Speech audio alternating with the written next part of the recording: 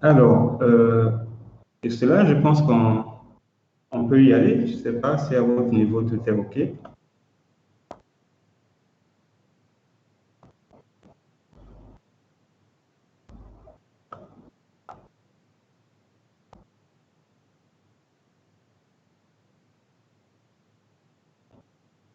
Merci Benoît. Est-ce que D'accord. tu as prévu une introduction Oui, ou, donc on oui, bien t'écoute sûr. alors. Oui, je voulais D'accord. savoir si à votre niveau tout est OK. Oui, c'est bon. D'accord, ça marche.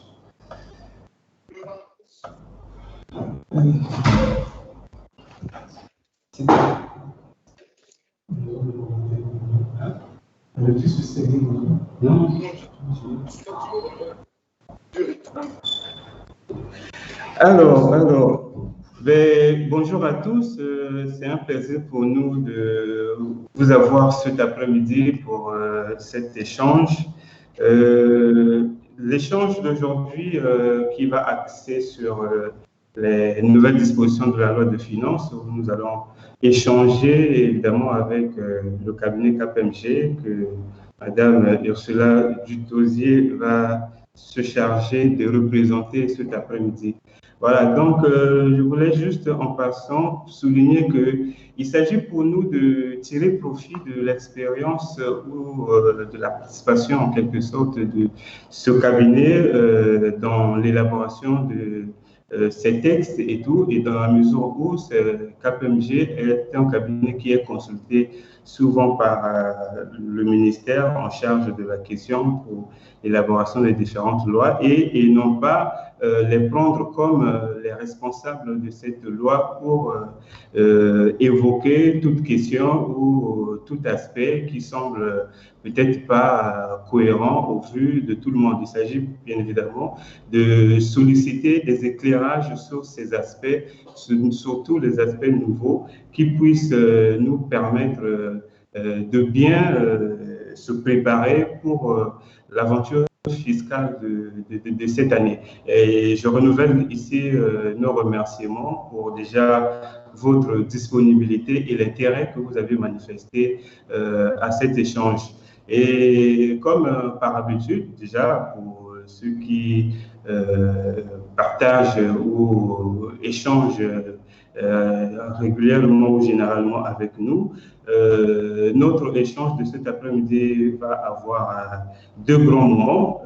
Déjà, nous allons laisser la place à Madame Ursula Dutosier pour nous faire part un peu de ces éléments nouveaux ou encore des éléments importants de la loi de finances actuelle autour desquels nous allons par la suite, lors d'un deuxième moment, échanger et discuter pour avoir de plus amples éclairages. Comme on le disait tout à l'heure, pour un bon moment pour que nous puissions échanger dans toute quiétude.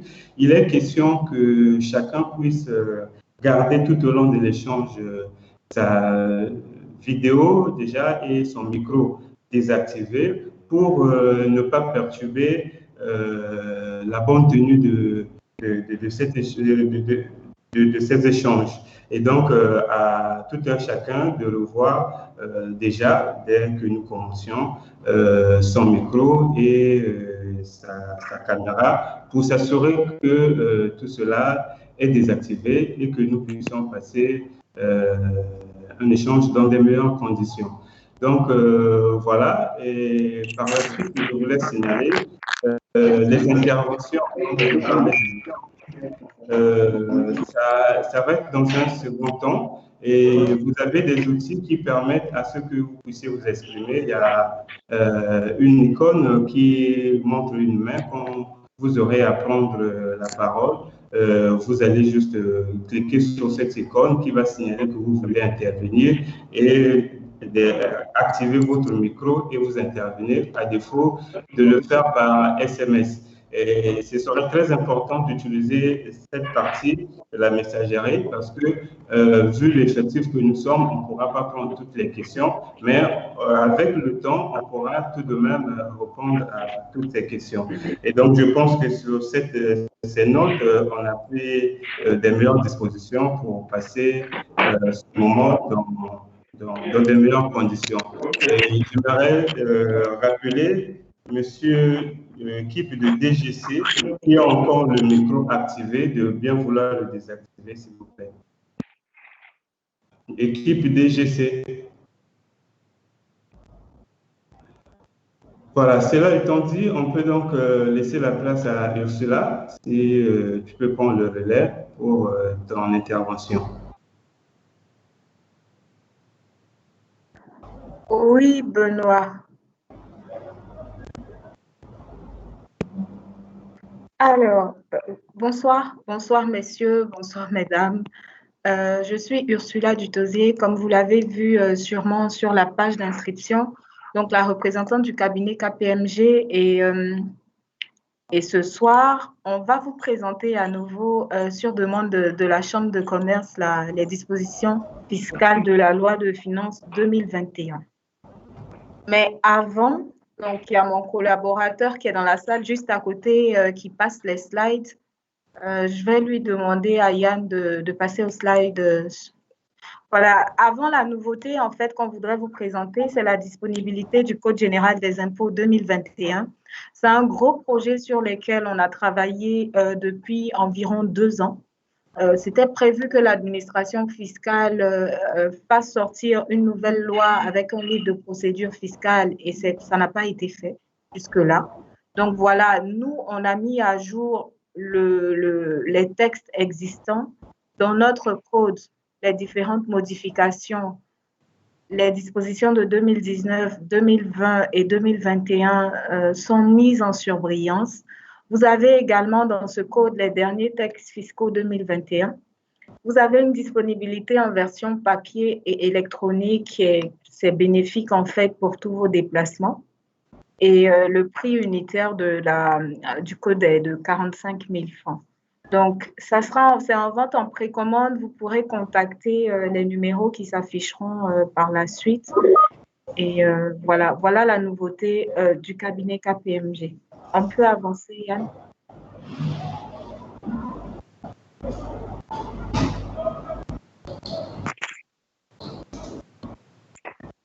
Donc, il y a un petit problème de réseau.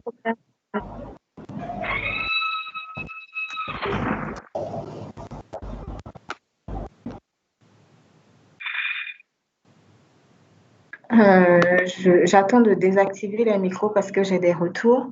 Alors, la loi de finances 2021, nous allons dans un premier temps exposer le contexte. Ensuite, on verra les modifications qui ont été faites au niveau de l'impôt sur les sociétés. On verra les droits d'enregistrement, la taxe sur la valeur ajoutée, les droits d'accise, les autres dispositions, taxation spécifique et éventuellement, comme Benoît a eu à vous le dire, si vous avez des questions, il ne faut pas hésiter à les poser. Il y a juste une place réservée aux questions. Il faut écrire aux questions et par la suite, on pourra donner des réponses. Quel est le contexte de cette loi de finances 2021? Elle a été déjà promulguée depuis le 31 décembre 2020. En principe, elle doit faire l'objet de publication au journal officiel pour être en vigueur, pour être opposable aux tiers. Cette année, nous avons 2 instructions d'application qui sont disponibles depuis le 29 janvier 2021. Alors, il y a une instruction qui est disponible en fait pour les dispositions d'ordre général et il y a une autre qui est disponible pour les dispositions spécifiques, comme les dispositions applicables au secteur des télécoms, au secteur pétrolier et tout le reste. On pourra vous faire suivre ces différentes instructions-là si vous le souhaitez, en même temps que le support qui vous sera transmis. La loi de finances 2021 est marquée par la baisse des dépenses d'investissement de l'État. Donc, on a 318 milliards contre 325 en 2020, ce qui pourrait se comprendre parce que, on a tous été surpris par cette crise sanitaire liée à COVID-19. On observe la digitalisation du système fiscal et douanier, toujours dans le contexte de ce qui existe déjà dans d'autres pays.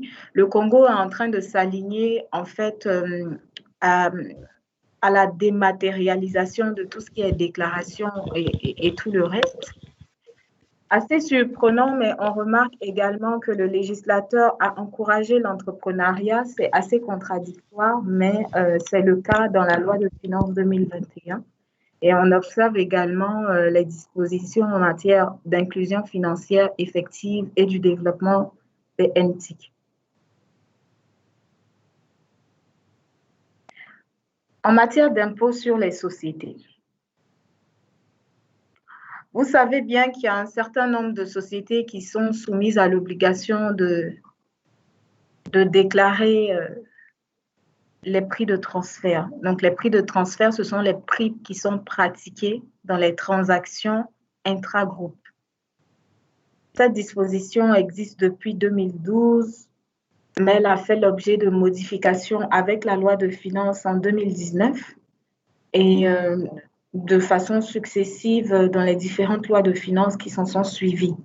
Donc, en 2021, donc en 2019, on avait l'obligation de produire, le contribuable avait l'obligation de produire, outre la déclaration annuelle qui devait être transmise à l'administration sur demande, une déclaration dans les 6 mois de dépôt des états financiers.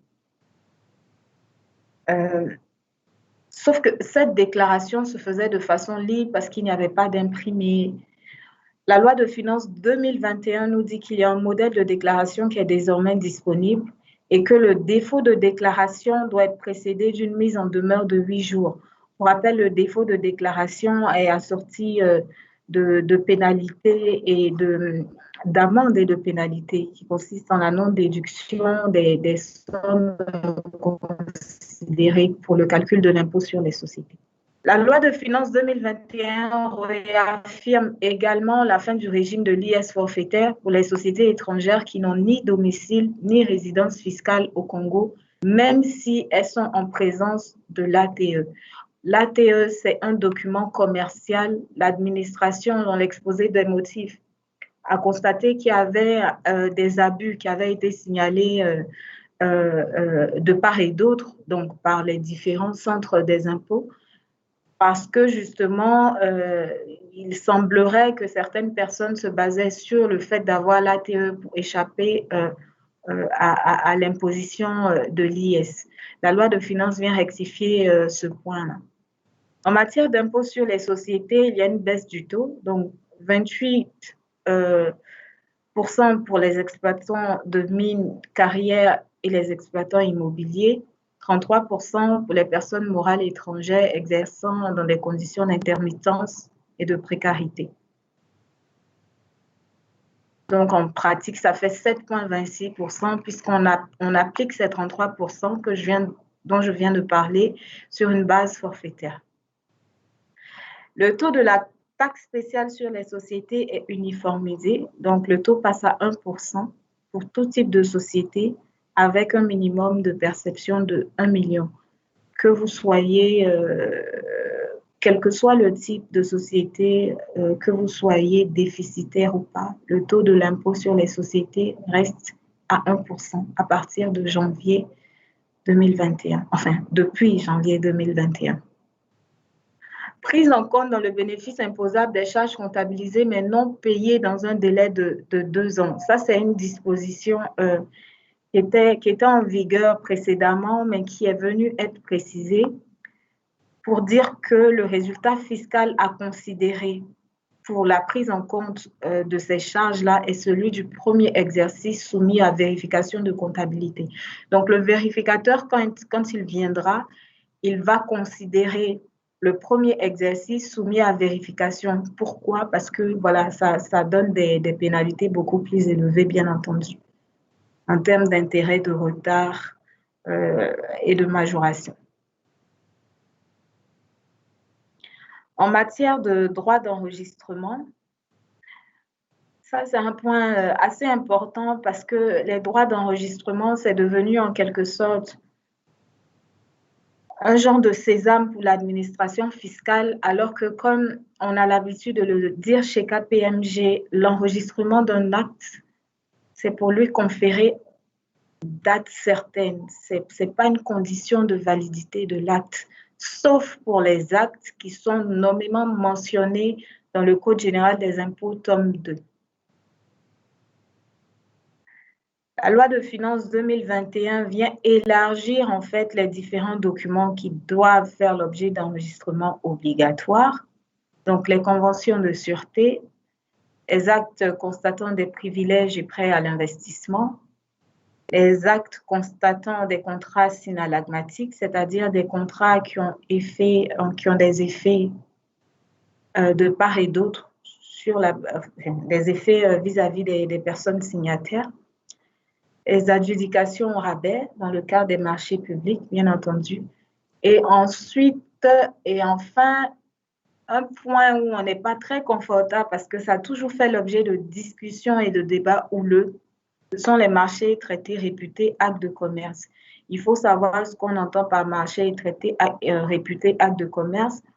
Là, le Code général des impôts reprend la définition qui est prévue dans l'acte uniforme sur le droit commercial général. Donc, tous les documents, selon la loi actuelle, tous les documents qui sont signés par 2 personnes lambda doivent faire l'objet d'enregistrement.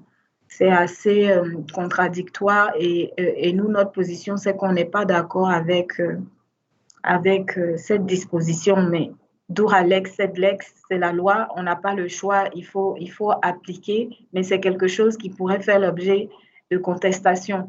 Parce que si dans un contrat, on indique une valeur, il faut bien retenir que ce contrat-là fera l'objet d'enregistrement à hauteur de 1%. Et ça peut être énorme, ça peut aller très vite.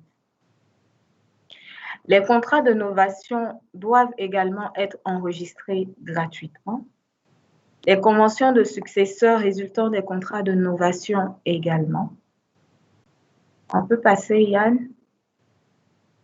Voilà, donc ça, c'est le point en matière de droit d'enregistrement. Au titre de la taxe sur la valeur ajoutée, il y a de nouveaux critères d'assujettissement à la TVA. Les personnes morales, quel que soit leur chiffre d'affaires annuel, sont assujetties à la TVA. Les personnes physiques, il faut que le chiffre d'affaires annuel soit supérieur ou égal à 100 millions, sauf si, bien sûr, ces personnes-là décident d'opter pour leur assujettissement à la TVA. On enregistre également de nouvelles exonérations en matière de TVA, donc sont exonérés de TVA, l'eau minérale produite au Congo, les mutations d'immeubles, les biens de première nécessité, dont la liste est bien détaillée dans la nouvelle loi de finances, les ventes d'articles d'occasion faites par des non-professionnels. Les locations de terrains non aménagés et des locaux à usage d'habitation et les activités réglementées des établissements de microfinance. En ce qui concerne la TVA applicable aux produits verriers fabriqués au Congo, le législateur a opté pour l'application d'un taux de 5% pour pouvoir encourager ce type d'activité ici au Congo. Le critère de territorialité, comme vous le savez, quand une prestation fait l'objet, est utilisée, réalisée ou exploitée au Congo, elle doit faire l'objet de taxes sur la valeur ajoutée. Et ensuite, cette TVA, bien entendu, est déductible. Mais il y a des opérations assez particulières qui donnaient lieu à contestation parce qu'elles n'étaient pas assez clairement expliquées, explicitées dans le Code général des impôts. La loi vient préciser les prestations, la loi vient préciser le lieu d'application de la TVA, si c'est au Congo ou pas, pour certains types de prestations. Donc, pour les prestations de services qui sont matériellement localisables, exécutées au Congo, les locations de moyens de transport, les prestations de services se rattachant à un immeuble, les prestations culturelles, artistiques, sportives, scientifiques, éducatives, etc. Les travaux et expertises portant sur des biens meubles corporels. Pour les prestations de services immatériels, la TVA est applicable lorsque le preneur est établi au Congo dans les conditions suivantes. Donc, cession et concession de droits d'auteur, de brevets, de droits de licence, location de biens meubles corporels autres que des moyens de transport, tout ce qui est prestations de publicité, les prestations des conseillers, ingénieurs, etc., les prestations des experts comptables, des avocats, des conseils juridiques et fiscaux également, les prestations des autres professions libérales et ainsi de suite. Donc, la loi vous liste, on peut passer à la slide suivante, s'il te plaît. La loi vous liste toutes les opérations où on a l'obligation d'appliquer la TVA pour les prestations immatérielles. Pour rappel, ce sont des dispositions qui avaient été modifiées avec la loi de finances 2020, mais il y avait encore des doutes, il y a une certaine clarification qui était nécessaire et donc ça a été précisé avec la loi de finances 2021.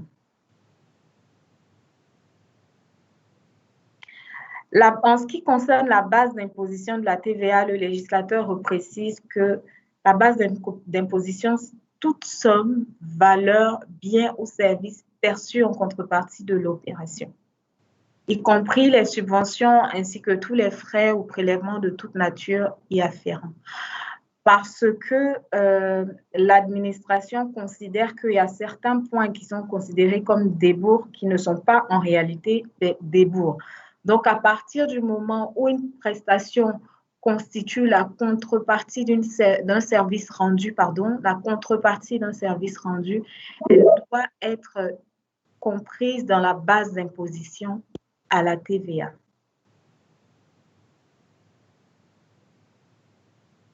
On peut passer, Yann, et ensuite, voilà, on vous a détaillé les différentes bases à considérer en fonction de l'opération.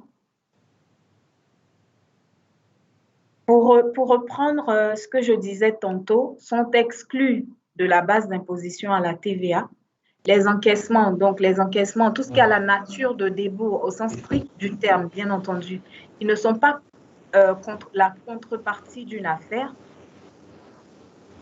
Elles sont perçues à titre de consignation lors de la livraison d'emballage, certains produits à prix contrôlé. Et maintenant, il y a une obligation de déposer les déclarations de TVA en même temps que les paiements. Pardon, de déposer les déclarations en même temps que le paiement. Donc, de payer en même temps que les déclarations, c'est ce qu'on aurait dû dire plus tôt. La TVA à l'importation est déduite dans les cas suivants. Il faut que la déclaration en douane mentionne le NIU et il faut que la quittance indique le montant de la TVA concernée. On peut passer. Le droit au remboursement de la TVA. Donc, qui a droit au remboursement sont les industriels, comme on le sait dans le cadre d'une convention d'établissement. Les exportateurs, auparavant, c'était juste marqué exportateur. On précise qu'il faut réaliser 40% du chiffre d'affaires à l'étranger. Et ensuite, la nouveauté, c'est que la loi de finances précise les missions diplomatiques ou consulaires sous réserve de réciprocité. Et bien entendu, les entreprises en cessation d'activité.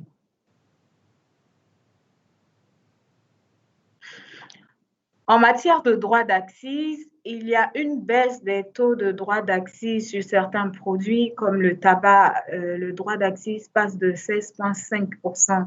Il était antérieurement fixé à 30%. Les véhicules automobiles et motocycles par contre, il y a une augmentation. Ça passe de 15 pour un taux précédent de 12,5. Les dispositions diverses, il y a eu plusieurs dispositions qui soulèvent beaucoup de questions en général lorsqu'on fait la présentation de la loi de finances. Comme la première disposition, c'est l'obligation de procéder au paiement des impôts et taxes par télédéclaration pour les entreprises qui sont soumises à un régime réel d'imposition. Autrement, la sanction, c'est une amende de 10%, donc du montant à déclarer. Le montant à déclarer est majoré de 10%. Vous n'êtes pas sans savoir le vaste chantier entamé par l'administration fiscale depuis le début de l'année 2020 et qui coïncidait avec le contexte lié à Covid, avec e-tax et tout ce qui est le système SISTAF. Pour ceux qui ont eu l'occasion d'assister, nous avons fait une démonstration en ligne de comment est-ce que ça marche. Donc, c'est dans cette continuité que la loi de finances est venue imposer des sanctions en matière de télédéclaration pour les entreprises pour l'heure qui sont à un régime réel d'imposition.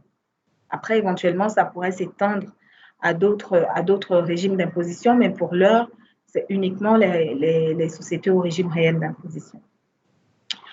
Alors, l'acte uniforme sur le droit des sociétés commerciales fait obligation à certains types de sociétés de détenir des commissaires aux comptes. Donc, c'est les SA ou les SARL sous certaines conditions liées au nombre de salariés, liées au chiffre d'affaires et tout.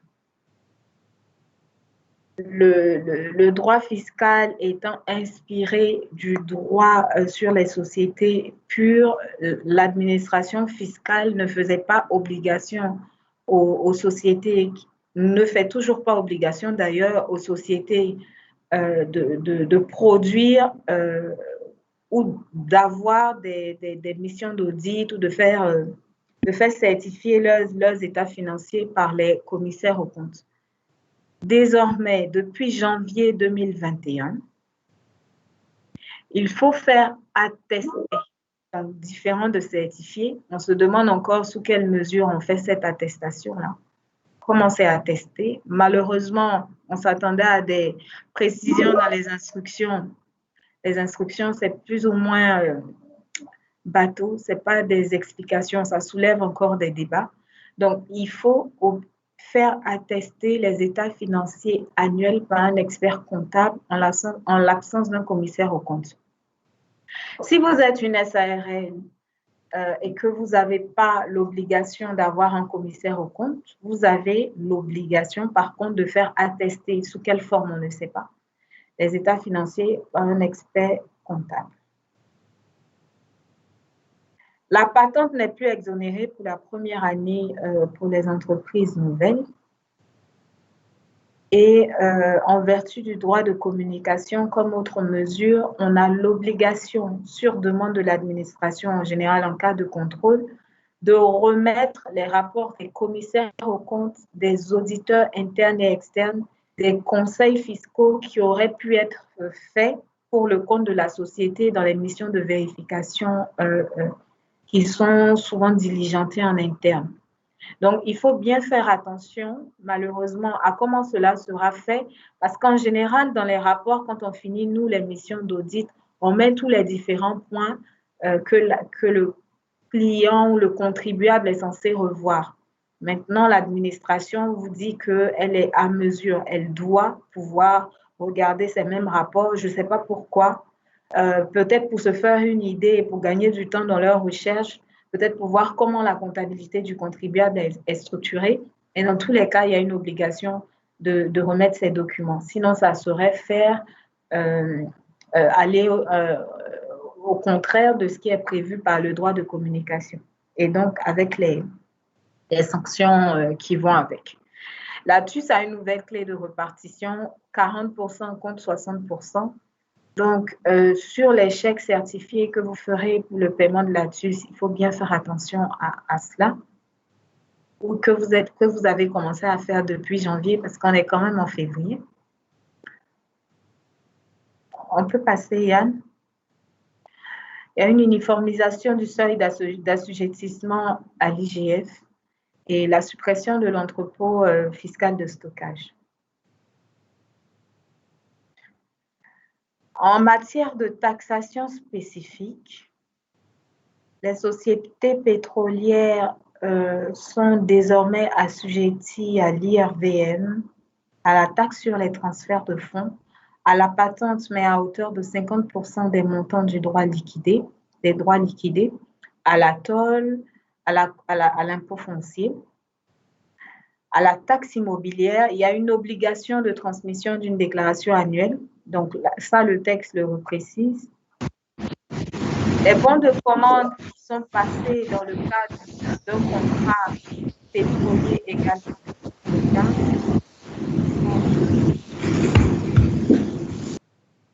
Okay. Les bons de commande qui sont passés dans le cadre d'un contrat pétrolier, la loi fiscale a apporté des modifications, on pourra revenir. La plus-value, désormais, il y a une plus-value pour tout ce qui est cession de tout ou partie des droits découlant d'un contrat de partage. Et cette plus-value est taxée à hauteur de 10%. Pour les sociétés pétrolières, la TUS est réduit à 2,5% au lieu de 7,5%. Et à l'application d'une RAS, donc d'une retenue à la source de 5% sur certains intérêts d'emprunt versés. La redevance sur les transactions électroniques des projets liés au hub numérique, le taux est de 1% sur tout ce qui est transactions électroniques. Et il y a une exonération également. Ça, c'est pour le secteur des télécoms. Donc, depuis janvier 2021, afin de favoriser l'inclusion financière, donc, on avait fait une étude qui avait été présentée au ministère des Télécoms. C'était lors d'un séminaire de l'Union internationale des télécoms avec le cabinet du Premier ministre. On avait présenté cette étude-là pour montrer l'impact des taxes du secteur des télécoms, comment est-ce que ça pouvait influencer le consommateur final. Parce qu'aujourd'hui, Internet n'est pas un simple outil d'évasion. C'est quelque chose qui permet de travailler. C'est quelque chose qui permet de désenclaver des régions qui sont situées bien loin. Quelqu'un qui se trouve au village, par exemple, on peut lui faire un mobile money. Internet est utilisé par le système bancaire, donc, par le système bancaire et par les entreprises de télécom également. Je parlais de mobile money tout à l'heure. Donc, il y a une certaine amélioration des conditions de vie et ça, on l'avait relevé dans notre étude. Donc, nous avons été agréablement surpris de voir que ces dispositions ont été entérinées, qui ont été proposées avec un rapport avec des benchmarks de pays à économie similaire. Ces propositions qu'on avait faites, nous, KPMG, ont été entérinées par la loi de finances 2021. Et donc, il y a une exonération de tous impôts et taxes des téléphones portables, ordinateurs, tablettes électroniques, etc., terminaux de paiement électronique qui sont importés au Congo. Et cette exonération est valable en 2021 et en 2022, donc une durée de 2 ans. Comme autre mesure phare, il y a également l'institution de la CAMU, qui est la couverture assurance maladie universelle au taux de 0,5. Cette assurance, cette couverture ou cette nouvelle disposition concerne aussi bien les personnes morales que les personnes physiques. Pour les personnes morales, la base de calcul de la CAMU, c'est la patente et le taux, c'est de 0,5%. Pour les personnes physiques, c'est le salaire brut, comme en matière de calcul de l'IRPP. Donc, chaque mois, vous avez l'obligation de porter de déclarer et de payer la CAMU. Ça sera fait comme en matière d'IRPP, donc retenue à la source faite par l'employeur qui devient le redevable légal et le salarié le redevable réel. Non-cumul des avantages de la charte des investissements et d'un autre régime. Donc, si vous avez une convention d'établissement et qu'il y a une charte des investissements, vous ne pouvez pas bénéficier de ce qui est prévu par votre convention et en même temps bénéficier éventuellement d'autres mesures de faveur qui pourraient être appliquées.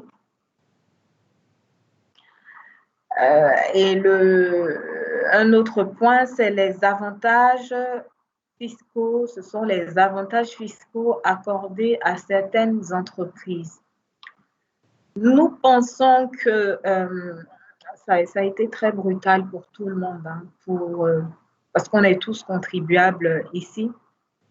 Les mesures qui ont été prises dans le cadre du contexte lié à COVID ont très vite disparu. Donc, ça n'a pas duré plus de 2 mois. Et on faisait face à des difficultés au niveau des différentes sociétés, des difficultés de trésorerie, comment gérer et tout le reste. Surtout pour les entreprises qui viennent d'être constituées, qui tombent de plein fouet dans ce contexte sanitaire qui est très, très complexe. Alors, le législateur a fait preuve de bonne foi et a accordé des avantages aux entreprises. Quelles sont les entreprises concernées? Ce sont les nouvelles entreprises qui sont créées auprès de l'ACPE et qui sont suivies par les centres de gestion agréés ou les incubateurs. Les entreprises individuelles, sociétés de fait ou toute entreprise qui existe et qui n'est pas nouvelle entreprise, mais qui se trouve en difficulté. C'est-à-dire que quand on prend vos états financiers sur les 3 ou 2 derniers exercices pour les entreprises existantes, il faudrait qu'on puisse voir que vous êtes en difficulté pour pouvoir bénéficier de ces avantages-là. Donc, les conditions, c'est ce que je viens de lister, être déclaré auprès de la CPE. Pour les entreprises nouvellement créées, réaliser un chiffre d'affaires de moins de 100 millions. Pour les autres entreprises, avoir au plus 5 années d'existence. Il faut faire certifier ses états financiers par un expert comptable également inscrit à l'ONEC pour pouvoir bénéficier de ces mesures-là. Et les bénéfices accordés, exonération totale de l'impôt sur les sociétés, de la taxe spéciale sur les sociétés, de l'IGF et de la patente pendant 2 ans, donc à compter de l'octroi de la qualité d'entreprise bénéficiaire. Donc. Et après ces 2 ans, il y a un abattement successif. La 3e année de 75%, la 4e année de 50%, et la 5e année de 25% de tous les impôts dus. Donc ça, c'est une modification assez phare de la loi de finances 2021. On peut passer, Yann. Voilà. Je pense que c'est tout. C'est tout de ce qui concerne les dispositions fiscales clés. Mais je pense qu'on a fait le tour. Ce n'est pas que les dispositions fiscales clés, hein. C'est toutes les dispositions carrément qu'on a essayé de vous détailler là. Et bien entendu, Benoît, je te passe la parole pour éventuellement, s'il y a des questions. Je vous remercie. Oui, merci bien, Ursula. Merci pour la présentation brève et explicite. Je pense que le tour, je vais dire, de cette loi a été fait. Vous avez fait l'essentiel de toucher les principaux aspects et d'en donner des éclairages et orienter les gens sur ce que dit effectivement ces dispositions. Oui, comme vous l'avez su le dire, c'est tellement que certaines personnes ou d'autres voudront bien ou aimeront bien aller un peu plus loin au-delà de ce qui a été dit, peut-être solliciter d'autres éclairages. Oui, effectivement, nous leur accordons cette possibilité. Et effectivement, comme on l'a signifié bien au début, voilà, pour toute intervention, vous avez cette main, donc au niveau des différentes options qui s'affichent. Il y a cette main qui permet à tous ceux qui veulent intervenir de oui, de se signaler, voilà, de faire en sorte qu'on puisse leur accorder la parole. Et surtout, je signale que nous devions maintenir nos micros désactivés tant que l'on n'est pas prêt à intervenir. Voilà, donc je pense que ce temps que nous avions encore va nous permettre vraiment d'aller un peu plus au-delà et avoir des préoccupations qui puissent nécessiter des éclairages supplémentaires. Donc, à défaut de cette possibilité, je pense qu'on l'a dit aussi au départ, il y a la messagerie, donc la possibilité de traduire ou de transmettre sa question par mail. Surtout à ce niveau, n'hésitez pas, même si séance tenante, l'on n'est pas le temps ou la possibilité de vous répondre. Par la suite, on aura toujours l'occasion de revenir vers vous, question de vous donner l'éclairage qu'il faut. Voilà, donc je renouvelle nos remerciements à KPMG et à Ursula, déjà pour ce partage, pour ce qu'elle venait de nous donner, nous apprendre. Voilà, donc j'avais une main, voilà, la personne s'est retractée, je ne sais pas pourquoi. Voilà, s'il y a des préoccupations, c'est bien évidemment le moment de les signifier pour que l'on puisse échanger et discuter. Donc, je ne sais pas si par message, il y a déjà des non, il y a des questions. Hein. Voilà. Il y a des questions dans la partie. Il y a des questions dans la partie questions. Donc, je pense que tu vas peut-être les lire. Effectivement. Voilà. Et puis, demandez, s'il vous plaît, on vous demande encore d'essayer de désactiver vos vidéos pour faire une économie en termes de gigas parce que ça plombe un peu la connexion, s'il vous plaît. Merci. D'accord, donc je pense que la première question, ici au niveau de la messagerie, vient de Batiman. Donc, Batimat plutôt, excusez-moi, qui demande s'il faille attendre pour la mise en œuvre du timbre électronique. Devons-nous attendre la mise en œuvre du timbre électronique? Avez-vous une suite et cela? Malheureusement, non.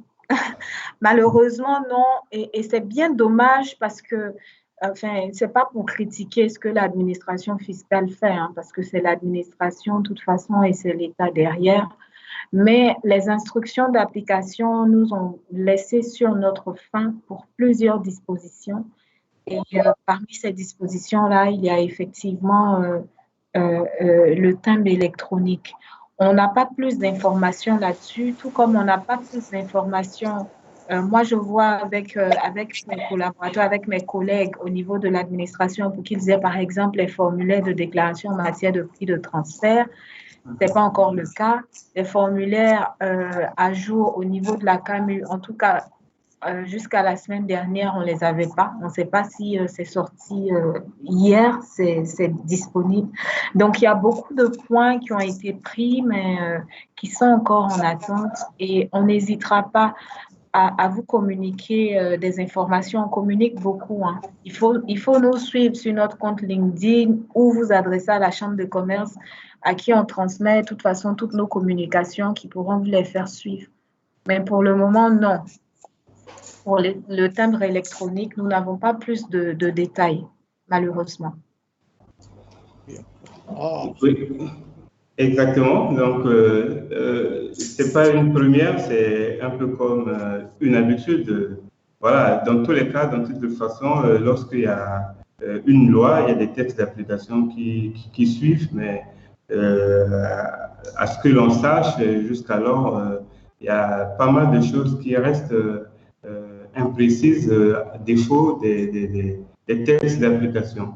Donc, j'ose imaginer, j'ose croire que l'administration fiscale mettre tout en œuvre pour pouvoir rectifier le tir parce que 2021 est déjà en cours et les dispositions sont déjà entrées en vigueur et les contribuables doivent comprendre le fonctionnement d'un certain nombre de dispositions.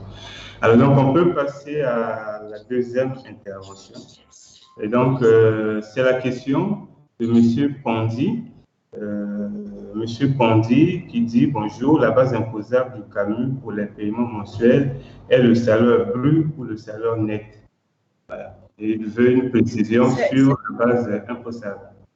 C'est la même base que l'IRPP, donc le salaire brut, le brut. Voilà. Donc, c'est net et clair, je pense, que monsieur Pondi a bien pris note. Et si c'est le cas, n'hésitez pas de réagir s'il y a évidemment un complément ou une nécessité. Et donc, nous pouvons prendre la question de M. Bitemo, Leven Bitemo. M. Bitemo qui demande si vous pouvez revenir sur le point de l'institution de la taxe liée à l'assurance maladie. Est-ce qu'on peut avoir plus de précision? Comment le paiement va-t-il s'effectuer? La CAMU, vous voulez dire, la contribution. Oui. D'accord, ok. Bon, c'est ça, hein, donc la CAMU est applicable au taux de 0,5 sur la patente, d'accord, pour les sociétés personnes morales. On n'avait pas cette précision précédemment, mais les instructions de la loi de finances sont venues préciser. On parlait plutôt de personnes, d'individus à haut revenu, si j'ai bonne mémoire de ce que la loi de finances disait.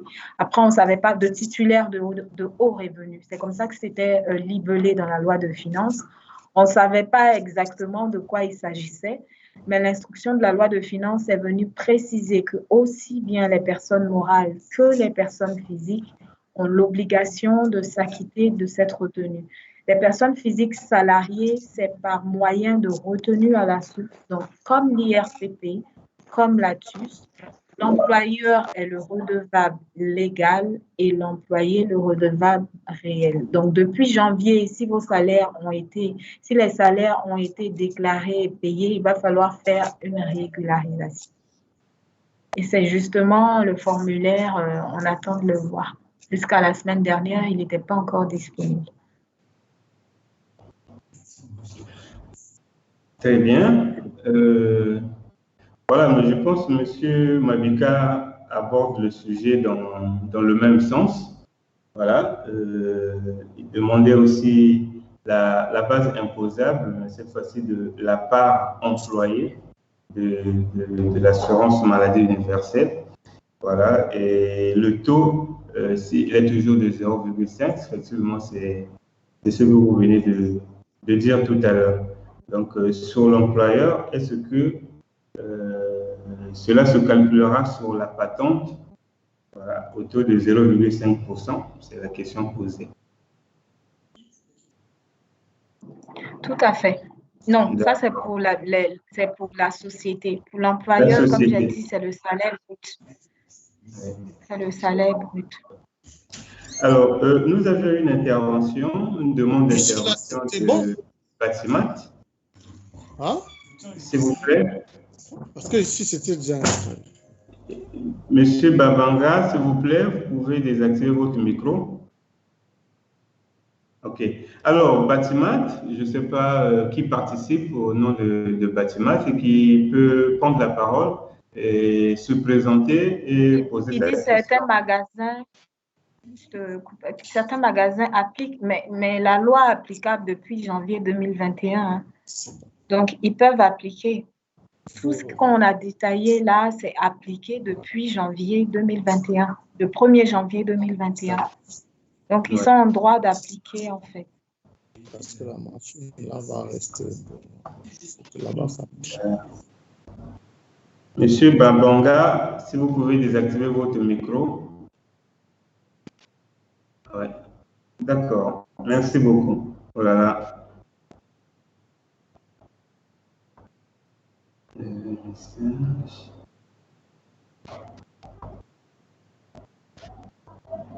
Alors,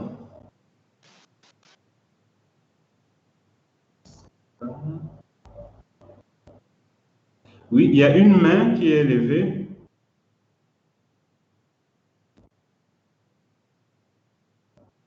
Bon, je pense que c'est, je sais pas, c'était peut-être la même préoccupation, je ne sais pas. Je crois que Batimat cherchait à intervenir. Peut-être qu'il y a besoin d'éclairage ou encore une autre préoccupation. Il y avait une main qui était levée. Bon, si Batimat peut intervenir, OK, on vous laisse la parole. Sinon, vous allez désactiver le micro.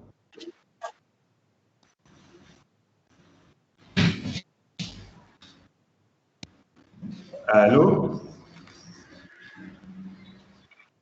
Oui. C'est bien. C'est Monsieur Kevin Mongo, vous voulez intervenir?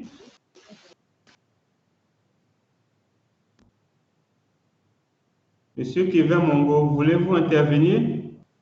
Sinon, prière de désactiver votre micro, s'il vous plaît.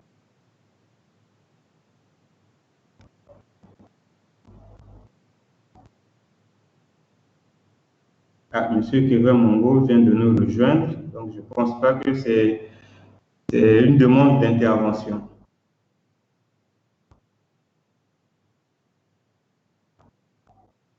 Donc, voilà.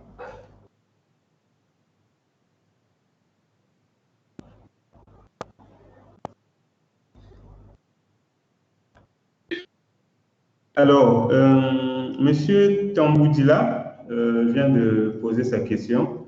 Monsieur Tamboudila demande dans quelle mesure la couverture d'assurance maladie universelle profite aux salariés. Voilà. Donc, sa préoccupation, c'est comment est-ce que les salariés peuvent tirer profit de cette couverture maladie universelle. Alors, de cela, est-ce qu'il y a un mot à dire à ce niveau? On dirait même mieux parce qu'il n'y a pas que les salariés qui payent. Comment est-ce que les contribuables, donc tous ceux qui payent, pourraient profiter de cette contribution? Malheureusement, on ne sait pas. On ne sait pas dans quelle mesure. Ce n'est pas comme s'il y avait une carte qui était mise en place. Flou total sur la question. D'accord. Donc, il y a toujours des zones d'ombre. Ce que nous, on fait, c'est d'adresser des sortes de rescrits à l'administration fiscale ou des demandes de clarification. Mais bon, ils ne sont pas à l'origine de la loi. Hein. Le DG des impôts, ce n'est pas lui qui fait la loi, c'est le législateur, donc l'Assemblée nationale. Et on pense que ça devrait pouvoir suivre des clarifications sur des dispositions du genre. Parce que quand on parle de couverture, de contribution d'assurance maladie universelle, qu'est-ce que ça veut dire? Est-ce que ça veut dire que quand vous voyagez, vous êtes couvert? On ne sait pas. C'est vraiment flou total et les instructions ne précisent absolument rien sur ces différentes questions-là, malheureusement. Donc, malheureusement, monsieur, je ne pourrais pas me prononcer et prendre position sur la question. Bien, donc les éclairages ou encore les précisions sont attendus de l'administration qui doit orienter, qui doit préciser comment est-ce que toutes ces dispositions devraient fonctionner. C'est le cas pour l'exonération ou encore les dispositions prévues pour le soutien à l'entrepreneuriat où on a des précisions à ce niveau. Benoît, quand tu dis c'est le cas, c'est-à-dire, je n'ai pas compris la question. Oui, ce que je voulais dire, c'est qu'il y a également des dispositions d'encouragement de l'entrepreneuriat. Voilà, pour les entreprises qui se créent nouvellement ou encore les entreprises en difficulté, telles que vous avez signifié. Est-ce qu'il y a des précisions, voilà, des orientations qui précisent comment est-ce que les entreprises pourront entrer, disons, profiter effectivement de ces dispositions. Déjà que dans le texte, il est dit, si je ne me trompe, qu'il y a un label qu'il doit falloir obtenir pour bénéficier de cette exonération. Est-ce qu'à ce niveau, on est plus ou moins éclairé par les textes pour comprendre comment cela devait fonctionner? On n'est pas éclairé, mais là, on pourrait donner notre avis en tant que conseil. De toute façon, c'est quelque chose qui existe déjà et qui existe depuis janvier. Donc, si l'administration n'a pas mis en place un dispositif, il faut leur adresser un courrier en bonne et due forme avec tous les justificatifs qui montrent que vous rentrez dans le canevas pour pouvoir bénéficier de ces différentes exonérations-là et appliquer, tout simplement. Du moins, attendre déjà, comme c'est le cas, il faut attendre quand même un délai. Hein. Il faut patienter pendant un délai. En général, c'est 3 mois. Et puis, après ça, vous devriez avoir une réponse de l'administration. Il faut vraiment essayer de rentrer en contact avec eux et tout faire pour avoir un avis, un point de ce que l'administration dira.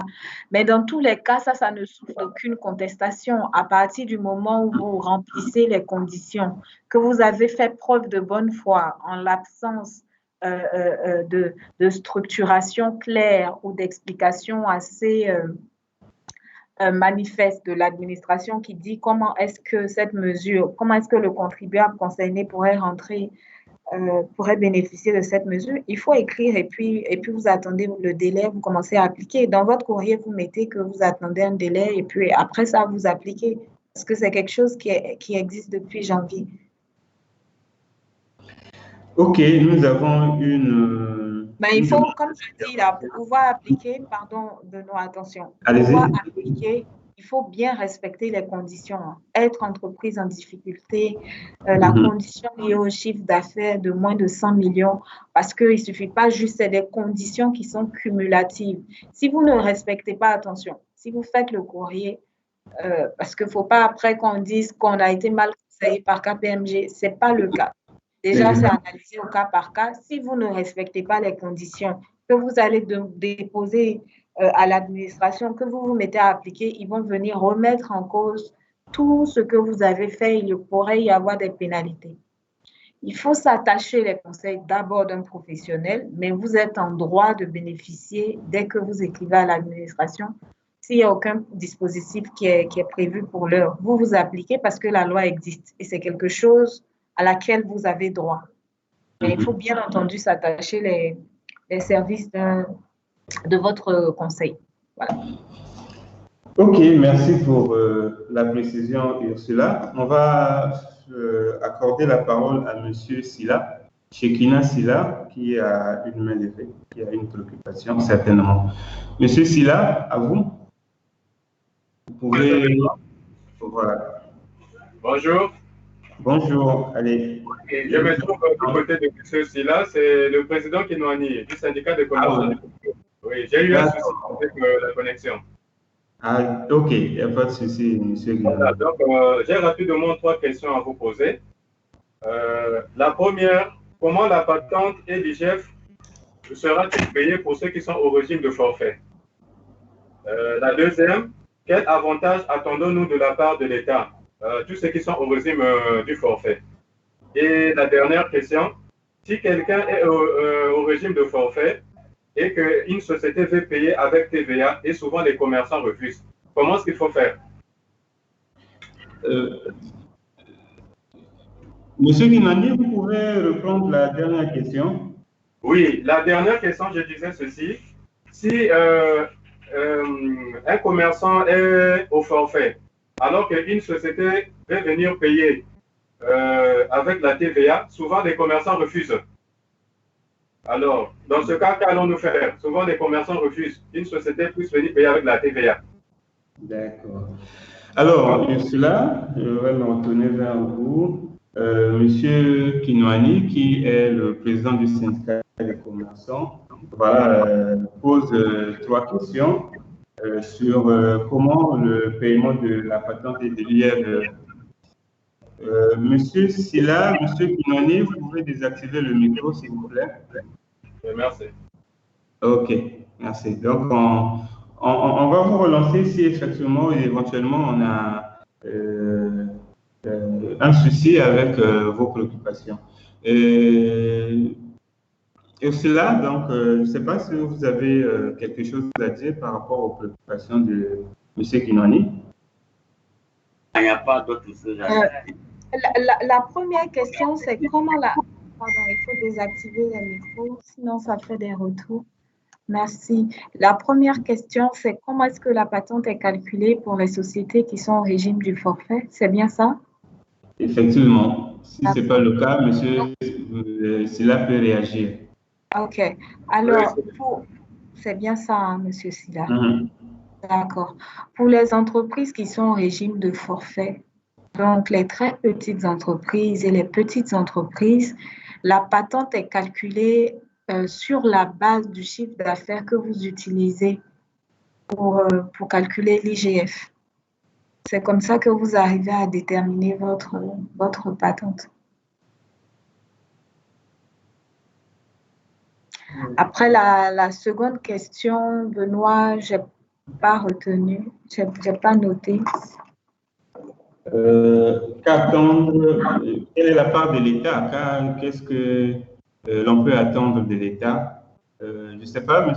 Silla et M. Kinwani, c'est celle-là la préoccupation. Et si je peux peut-être... Oui, en fait, la deuxième question, j'ai demandé quels sont les avantages que nous pouvons attendre pour tous ceux qui sont au régime du forfait. Pendant qu'on n'a pas travaillé les 365 jours, c'est ça la préoccupation. Ça sera calculé sur quelle base? On n'a pas respecté. Ça, c'est une précision. Lorsque vous n'avez pas travaillé les 365 jours, et comment déterminer la patente IGF dans ces conditions? Voilà. Oui, exactement. Exactement. C'est ça. D'accord. Alors, et cela, on peut aller? Alors, il y a eu des modifications au niveau de l'impôt global forfaitaire. Mais sur le fait qu'il y ait des mesures de faveur éventuellement prévues pour les contribuables qui n'ont pas travaillé sur une certaine période, non. Pourquoi non? Parce que s'ils le font, ils le feront pour tous les autres régimes d'imposition. Le principe, c'est l'égalité de tous devant la loi. Donc, en principe, quand ils prennent des mesures, ça doit concerner tout le monde, en fait, aussi bien les entreprises au réel qui ont été fermées également une bonne partie de l'année que les entreprises au régime du forfait. On convient que les entreprises au régime du forfait, c'est des petites et de très petites entreprises, mais chaque entreprise est face à ses difficultés. Et malheureusement, l'administration n'a rien décidé sur cette base-là pour dire qu'il y aurait éventuellement des mesures de faveur pour les entreprises de l'IGF parce qu'elles ont été pénalisées une partie de l'année. Les entreprises soumises à l'IGF.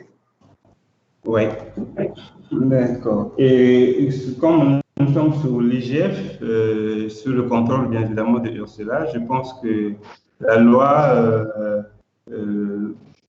définit une nouvelle modalité de paiement qui s'étale sur l'année en carte de paiement. Si j'ai bien compris, c'est bien ça, cela pour le paiement de Oui, c'est ça, mais ça n'influence. C'est pas ça la question qu'il a posée. Oui. En fait, je rebondissais juste pour préciser, voilà, pour préciser cet aspect. Peut-être que c'est passé sous silence pour nombreux qui attendront peut-être la fin de l'année ou encore la période par rapport aux dispositions anciennes pour les paiements de l'IGF. Mais pour cette année, c'est de façon trimestrielle que nous le faisons. Je rebondissais juste pour donner cette précision. Alors, la dernière question, monsieur le cabinet Winner, s'il vous plaît, si vous pouvez désactiver le micro. Si vous avez une question, vous pouvez le faire par écrit ou encore signaler par lever la main.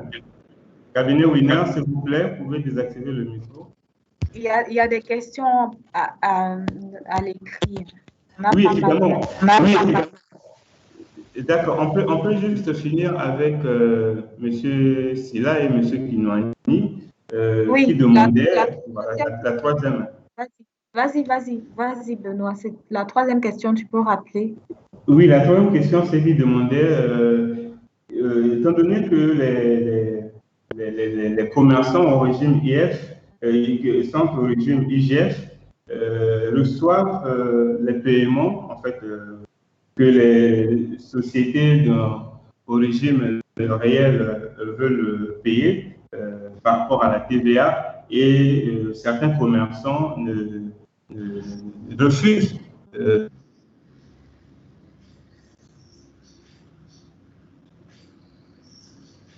Ça c'est vraiment, c'est une question d'ordre pratique en fait. Il faudrait pouvoir leur préciser et leur dire que, enfin, argumenter avec eux pour leur faire comprendre que c'est quelque chose qui est admis en fait par la loi. On ne peut pas aller à l'administration pour se plaindre. C'est vraiment comment vous argumentez avec les différentes personnes concernées, tout simplement. C'est un peu comme les questions de retenue à la source qui étaient vraiment contestées au départ. Mais bon, c'est ce qui est applicable et ça, on ne peut pas vraiment, à moins de bien argumenter quand vous êtes sur le terrain et quand vous avez en face ces personnes-là.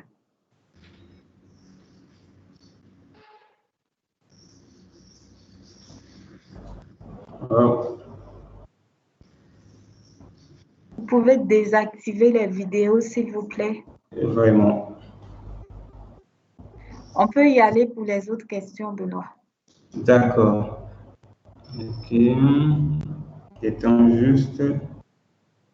Voilà.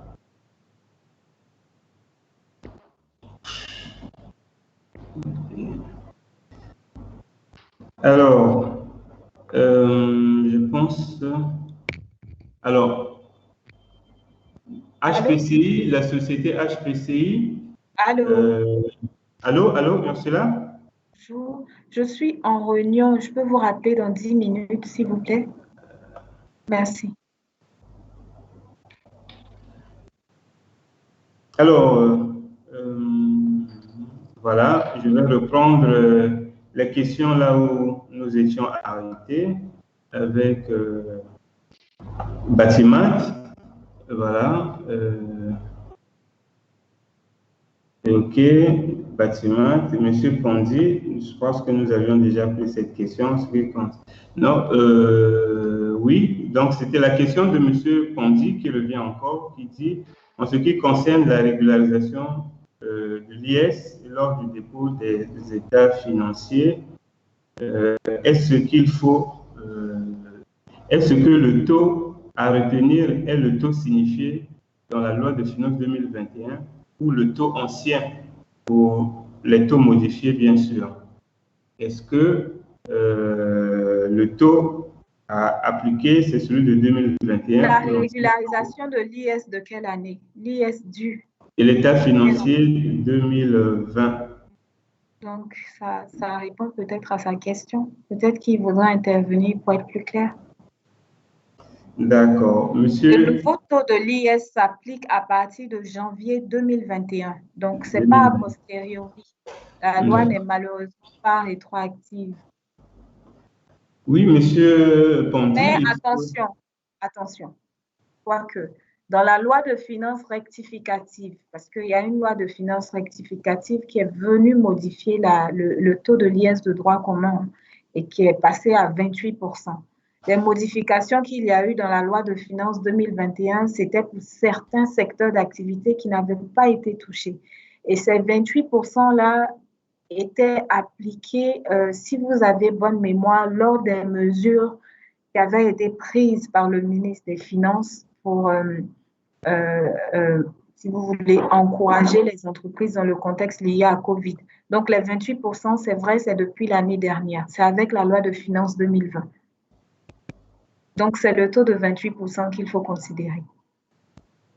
Par contre, bon, si vous êtes une entreprise de droit commun, hein, par contre, si vous êtes, comme on l'a vu tout à l'heure, dans le secteur des mines, Yann, tu peux repartir sur la slide de l'impôt sur les sociétés pour que ce soit bien clair pour tout le monde. Le taux de 28% est applicable depuis janvier 2020 parce qu'il y a une loi de finances rectificative en cours d'année. Voilà, et que elle a été promulguée et tout dans les règles de l'art. Donc, la baisse du taux, ce n'est pas le taux pour les sociétés de droit commun, parce que les sociétés de droit commun, le taux de l'IS est fixé à 28% depuis 2020, comme je disais tantôt. La baisse, c'est pour les exploitants de mines et de carrières et les exploitants immobiliers. C'est pour les personnes morales étrangères exerçant dans des conditions d'intermittence ou de précarité au Congo. La baisse applicable à compter de janvier 2021. Sinon, le taux de 28% est appliqué, et je le répète, depuis janvier 2020. Voilà. OK, merci pour les précisions. Je pense que ça a été assez clair pour M. Kondi. On peut à ce moment-là prendre la question de HPCI, la société HPCI, qui se demande si la loi de finances a prévu un dispositif sur le paiement des impôts relatifs aux chapitres qui ne sont pas mentionnés sur le nouveau formulaire ou bordereau des impôts tels que la taxe régionale et la tort professionnelle, car les caisses nous imposent de séparer les chèques. Je ne sais pas si c'est assez clair. Sur les déclarations, il y a bien la taxe régionale, non? Attention, il faut faire la différence entre déclaration et paiement. Hein. C'est deux obligations différentes. Par contre, ce qu'il n'y a pas, c'est la CAMU, c'est...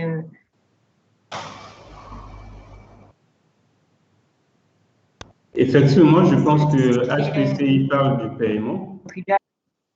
Voilà. Le paiement, c'est deux chèques différents. Le paiement de la TUS, par exemple. Ça n'a rien à voir avec la déclaration.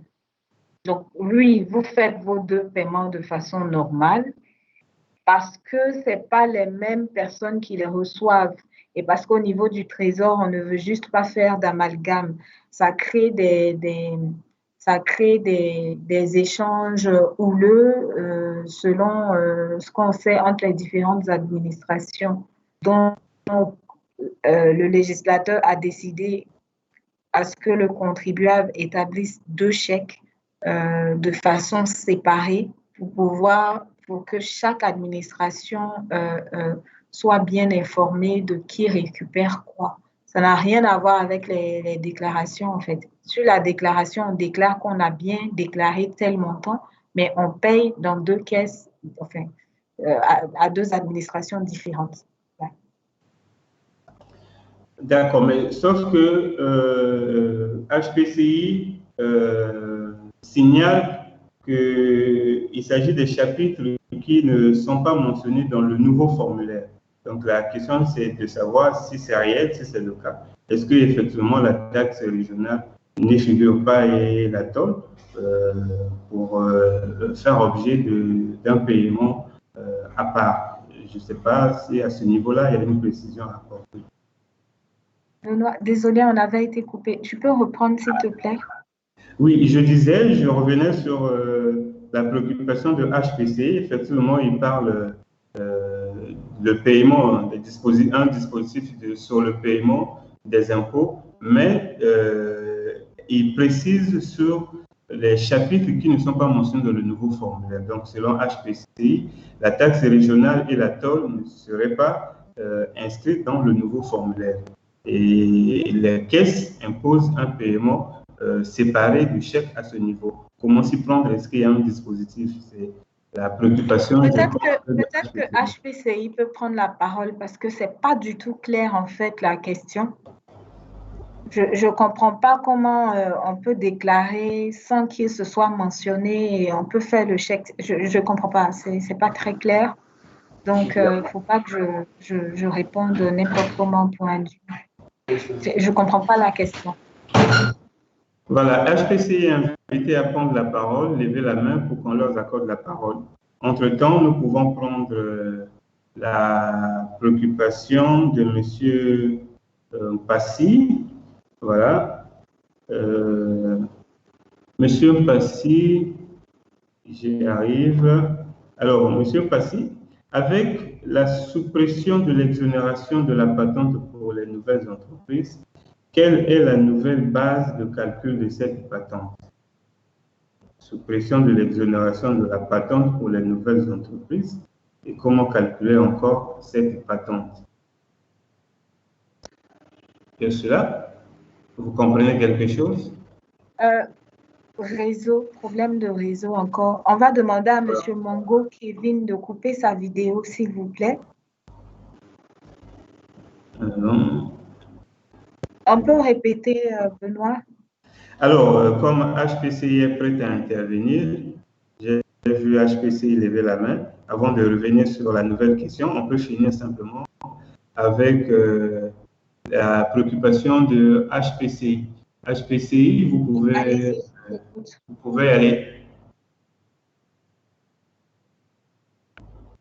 Votre micro, HPCI, vous pouvez intervenir.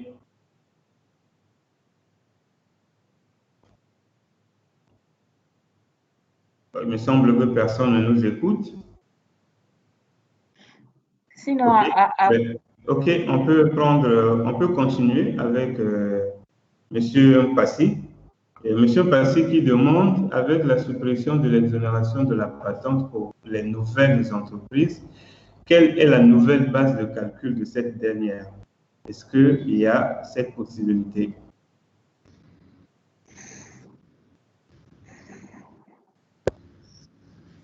La base de calcul, c'est la base de calcul qui reste la même, hein. Sauf que pour les entreprises existantes, on prend une base de calcul de l'exercice précis. Donc, ça sera, si vous êtes une nouvelle entité, il y a bien un chiffre d'affaires que vous avez prévisionné. C'est ça qui sera utilisé pour le calcul de la patente. OK, mais M. Silla revient encore. Est-ce qu'il y a une préoccupation, M. Silla? Oui, M. Benoît, c'était en fait l'éclaircissement sur la troisième question. Ah, OK. Oui, c'était en fait des comptes, si une société achetait avec TVA, comment le commerçant va faire la déclaration pour percevoir? Va-t-il attendre l'année prochaine ou bien l'année en cours pour le reverser? C'était un peu ça la précision. D'accord. J'ai même fait aussi le message tout de suite. D'accord, OK. Alors, cela, je pense que c'est... La TVA est déductible. La TVA d'un mois est déductible au cours du mois suivant. Et ensuite, vous reversez la TVA après vos opérations de déduction. Ce n'est pas un coût d'année. Est-ce que vous comprenez, vous savez comment ça fonctionne, le principe de déduction de la TVA, M. Silla? Non, madame, aucune idée. D'accord, OK. Fait, vous achetez des biens avec TVA. Okay. Il y a la TVA collectée, d'accord? Donc, vous achetez des biens X. On considère déjà que vous êtes assujetti à la TVA. Vous achetez des biens X avec la TVA et vous facturez la TVA à vos différents clients. Donc, au cours d'un mois, vous déduisez, parce que le principe de la TVA, c'est qu'il doit avoir une neutralité. D'accord? Vous allez déduire ensuite de ces différentes opérations en amont et en aval que vous avez pratiquées au niveau de la TVA. Et c'est ça que vous allez reverser à l'administration. C'est comme ça que ça marche, la TVA. Et c'est chaque mois que cet exercice-là doit être fait. Après, il y a des régularisations à faire en cours d'année, mais en principe, c'est chaque mois. Okay. Je ne sais pas si c'est clair. Oui, je pense bien. Merci beaucoup. OK, merci. N'hésitez pas à nous relancer en cas de préoccupation. Alors, pour finir avec ceux qui veulent intervenir, je ne sais pas toujours si HPCI est là, mais monsieur Anon Passy, vous pouvez, il y a une préoccupation qui a levé la main. Vous pouvez intervenir, monsieur Passy. Ok, merci beaucoup. C'est monsieur Passy, en fait, du cabinet. En fait, je reviens sur la question que je viens de poser là, sur la base d'imposition de la patente des entreprises. En fait, la base, on la connaît tous, c'est le chiffre d'affaires de l'exercice passé. Par contre, pour une entreprise qui vient d'être créée, il n'y a pas cette déclaration.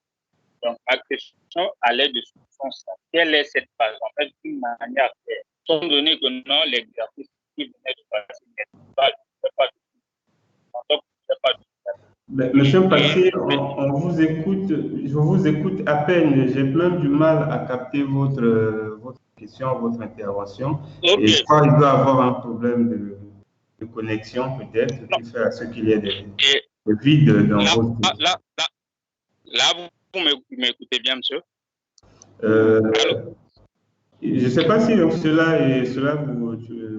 Non, pas très bien. Peut-être qu'il faut écrire. Ça s'entrecoupe. Le son est robotique, effectivement. Oui, d'accord.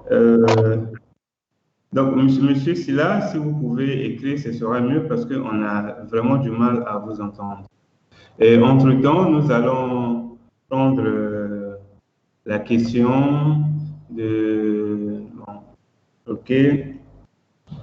Nous allons prendre la question de Madame Lemba. Madame Lemba demande juste une précision concernant le droit d'enregistrement. De revenir un peu sur le droit d'enregistrement. Cela. Yann, tu peux repartir sur la slide, s'il te plaît, pour les droits d'enregistrement.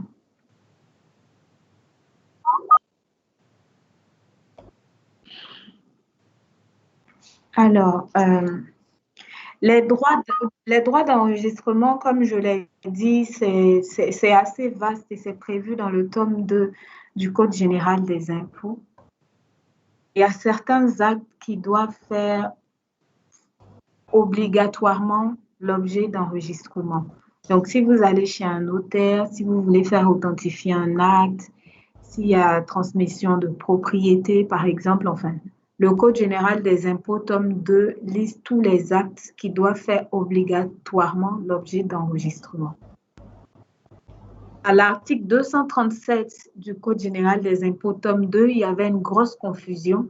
Donc là, on vous liste en fait les différences sur la slide, sur l'écran, votre écran. On vous liste qu'il y a des conventions de sûreté, il y a tout ce qui est acte constatant des privilèges et prêts à l'investissement. On vous liste en sus de ce qui est déjà prévu. Les différents actes qui doivent faire l'objet d'enregistrement. L'article 237 vous disait tout ce qui est marché, traité, réputé, acte de commerce. C'est-à-dire, aujourd'hui, je prends toujours l'exemple du conseil. Vous allez chez un avocat, vous allez chez un conseil ou ce que vous voulez.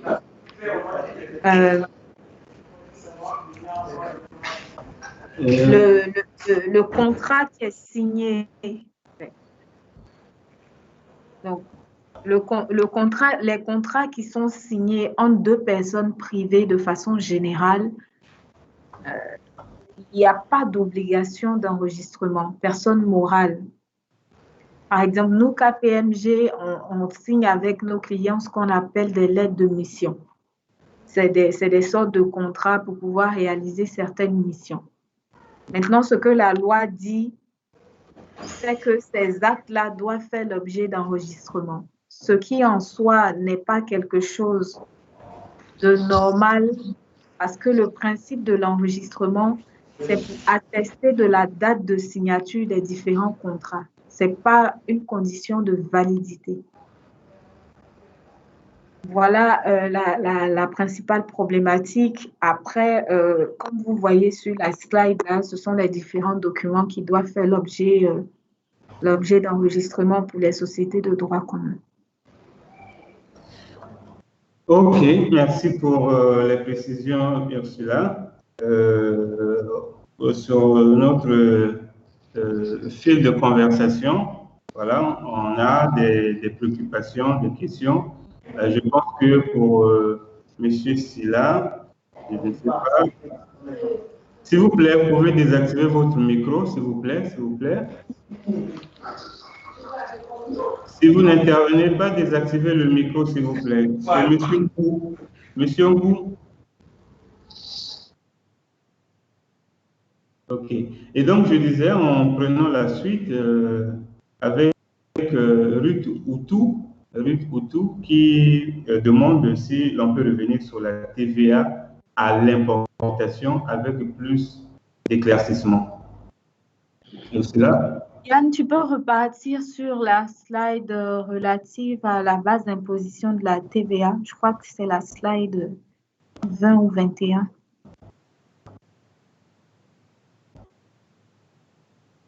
Très bien. Non, la base d'imposition. 21, je crois. J'ai bonne mémoire, je ne sais pas. Attends, on va défiler, je vais regarder et te confirmer.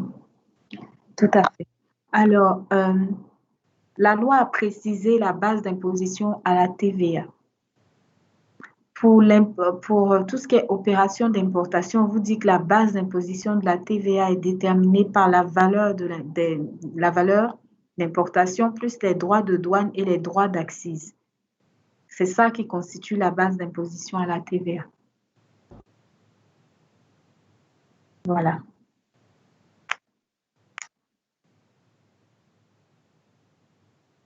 Benoît, je pense que c'est...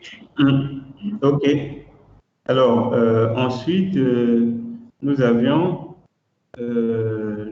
Batimat qui revient, qui demande, qui dit sur l'article 36, alinéa 6, la TVA acquittée en espèces pour un montant égal ou supérieur à 500 000 n'est pas remboursable, mais elle est déductible. Je voulais savoir si c'est le cas. N'est pas remboursable par qui? Est-ce qu'il peut prendre la parole? Je vais peut-être chercher ce que l'article 36 dit, mais je ne pense pas qu'on parle de remboursement. Hein. D'accord. Alors, Batimat, je sais pas. Dépenses. Allez-y. Peut-être que vous pouvez prendre la parole. Voilà, donc je voulais donc inviter à Batimat d'intervenir pour donner un éclairage sur la question posée. Batimat, s'il y a quelqu'un qui nous écoute.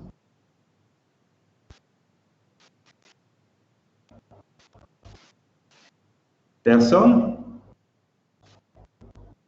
Ben, je pense qu'ils ne sont pas là. Ils avaient laissé la question. Pourtant, il y a 8 minutes de cela. Je ne sais pas, il y a quelqu'un de Batimat ou non?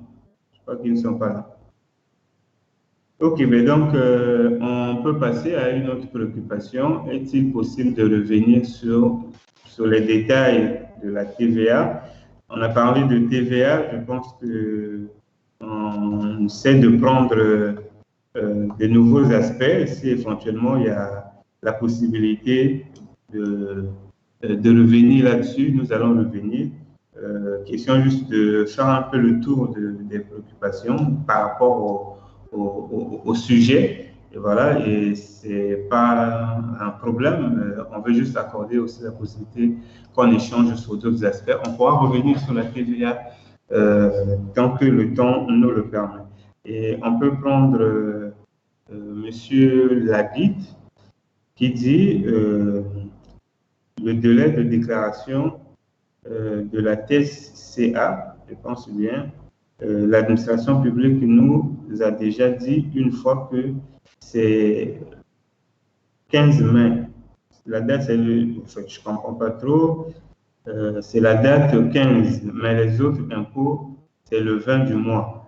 Donc, je pense que monsieur voudrait savoir si la déclaration de la TSCA est le 15, disons, de chaque mois ou le 20, dans la mesure où il y a deux langages qui s'opposent au niveau de l'administration. Est-ce qu'il peut prendre la parole en fait? D'accord. On parle de TSS ou TSS, ça c'est quoi? Monsieur Laguide. Ah, la taxe sur les contrats d'assurance. OK. La taxe sur les contrats d'assurance, c'est pas une date variée. Hein. Ça intervient en même temps, sauf, laissez-moi 2 secondes, je vous confirme le délai tout de suite. D'accord. Bâtiment a un problème de micro. Et vous pouvez même par écrit repréciser la question pour Batimat. Et, Non, pardon, Benoît, oui, oui. c'est des impôts à échéance mensuelle, donc c'est au plus tard le 20. Au plus tard le 20. Ça, c'est la taxe sur les contrats d'assurance. C'est ça. OK. Pour la taxe sur les contrats d'assurance, c'est le 20, comme le dit Ursula. Et OK, merci à vous Au aussi, plus M. tard, Lagué. au plus tard, Au plus tard. c'est-à-dire que vous pouvez déclarer avant. Ouais. Avant le 20. Tout sauf après le 20. Voilà. Exactement. OK.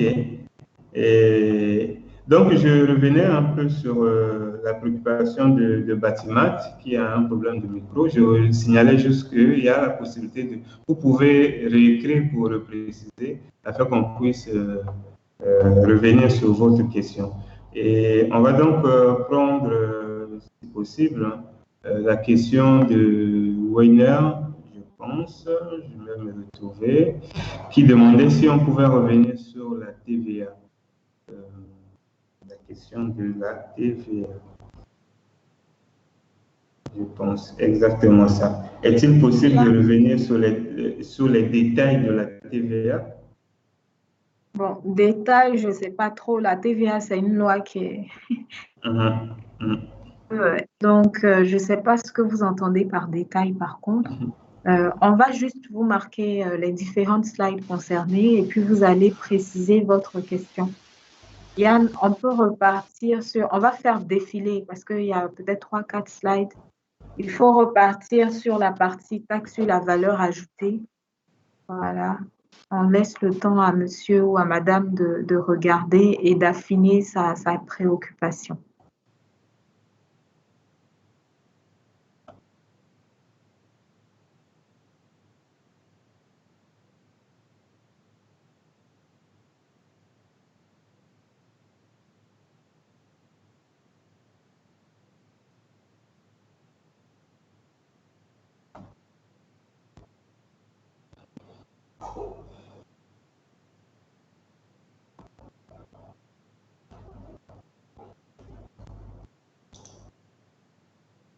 Benoît, on peut passer. OK. Alors,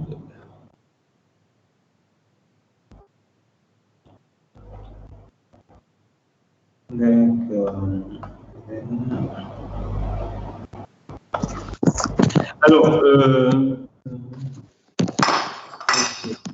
Alors, HPCI qui revient, qui avait un souci de micro. Monsieur Farel, s'il vous plaît, est-ce que vous pouvez désactiver votre micro? Monsieur ou Madame Farel, je vois Farel. Vous pouvez désactiver votre micro, s'il vous plaît.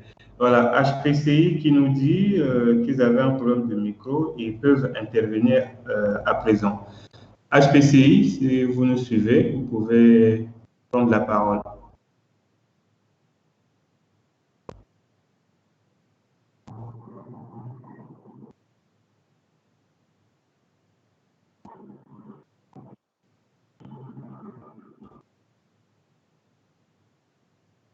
HPCI.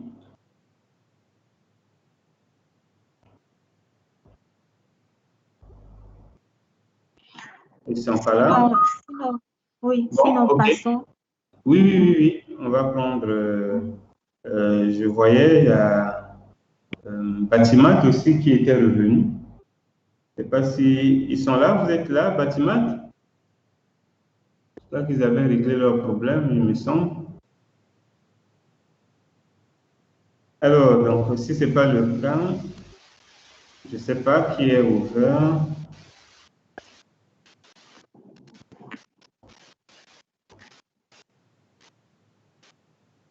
Oui, Batimat? Bon, décidément, il y a toujours ce petit souci avec Batimat. OK. Voilà, on va aller au niveau des messages. Le cabinet Weiner qui parlait plutôt du remboursement d'un crédit de TVA. Ils viennent de préciser leur question. voulait parler du remboursement de crédit de TVA. Est-ce qu'on peut apporter un éclairage à ce niveau? Non, c'est toujours très flou.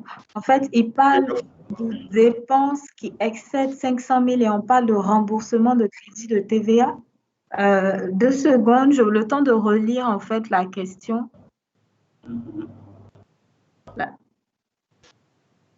La TVA acquittée en espèces pour un montant égal ou supérieur à 500 000 francs n'est pas remboursable, mais elle est déductible, n'est-ce pas?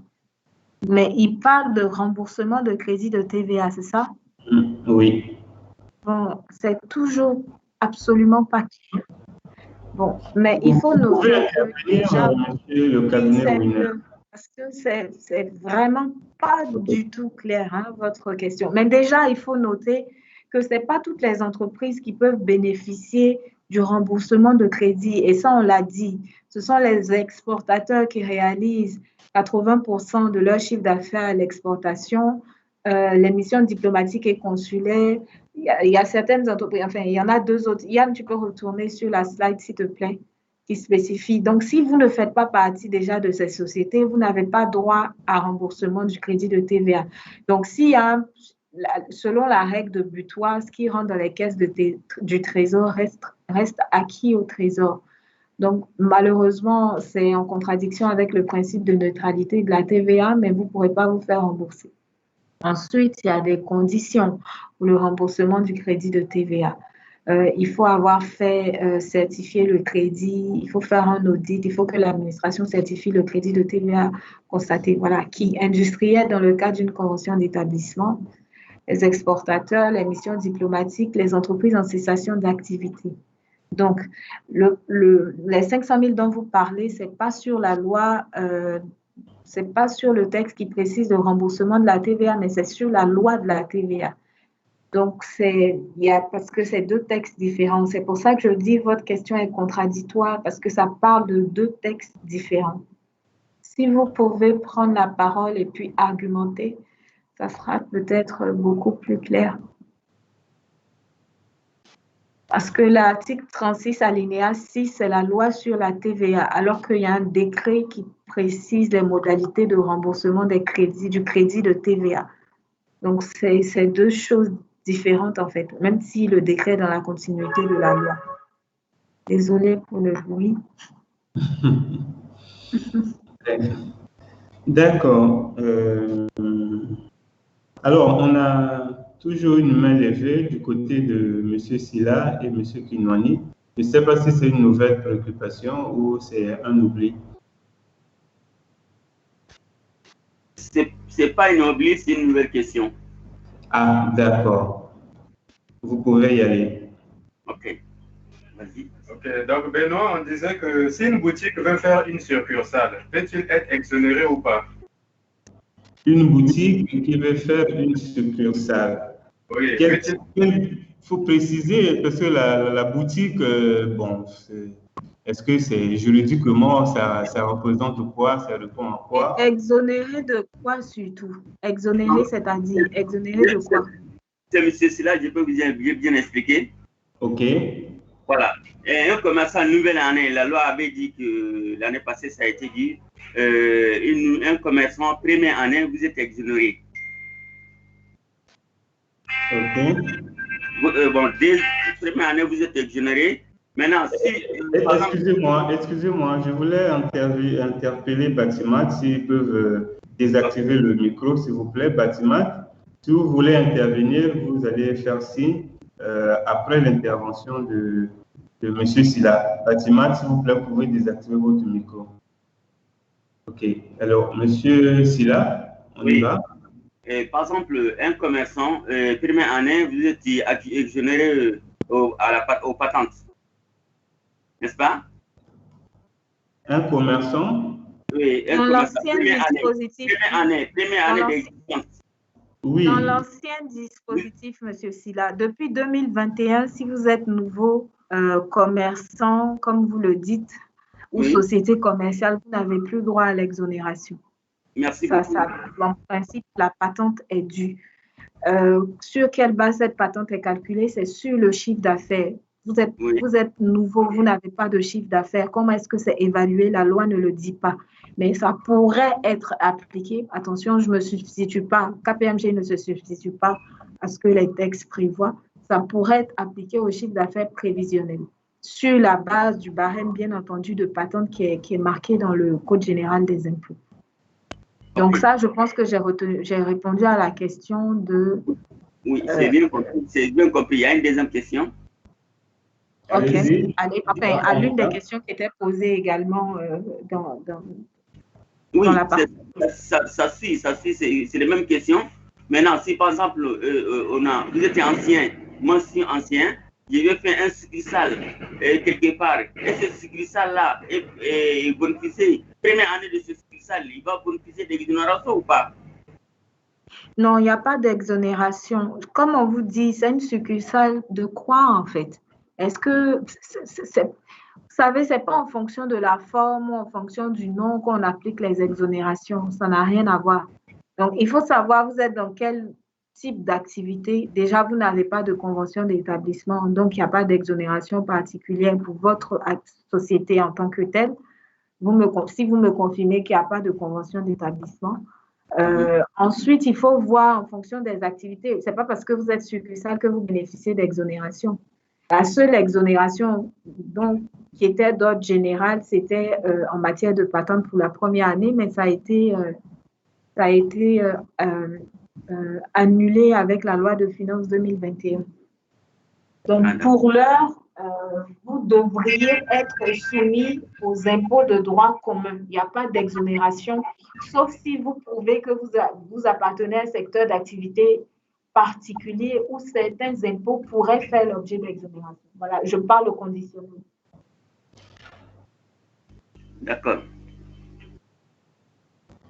Ok, ben, je pense qu'à ce niveau, les choses sont claires. Voilà. Et on va revenir sur les messages. Les autres personnes veulent intervenir. Ok.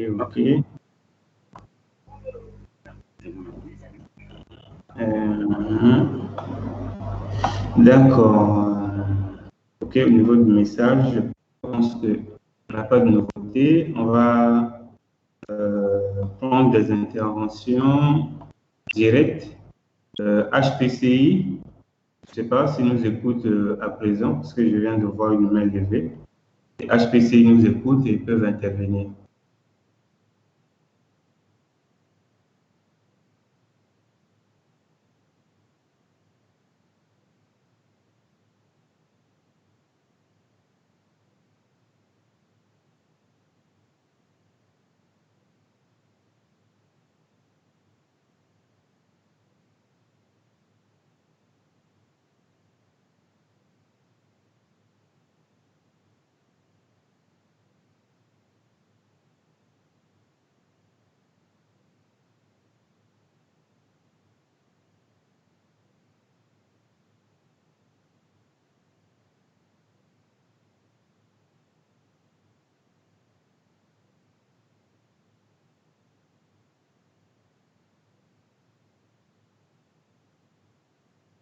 Allô, Benoît?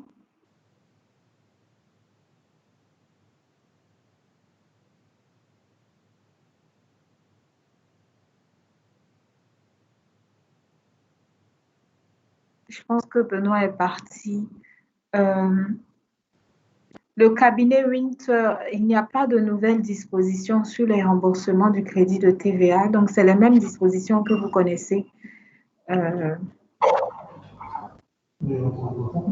Sauf pour les personnes qui pourraient faire l'objet de remboursement, comme on vous l'a montré tout à l'heure.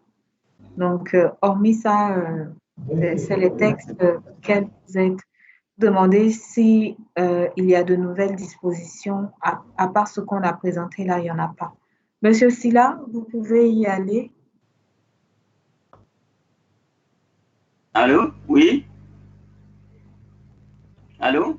Oui, monsieur Silla? Oui. Moi, il y avait déjà fini, j'avais bien compris ma question. D'accord. Alors, on va prendre monsieur Emma Babanga qui a demandé à intervenir. Voilà, on va prendre ses préoccupations avant de revenir sur le fil des messages. Monsieur Babanga.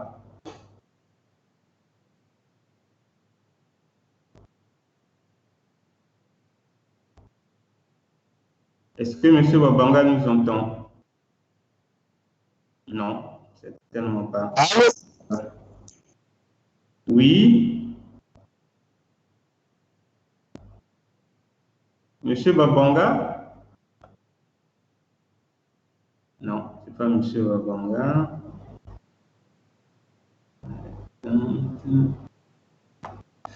Ok, on va regarder s'il y a de nouveaux messages. Visiblement pas. Cabinet Winner. Allô? Allô? Allô? Oui, nous vous écoutons. Monsieur Benoît. Oui, Monsieur Babanga, nous vous écoutons.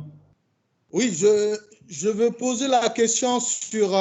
je reviens un peu sur la TVA. D'accord.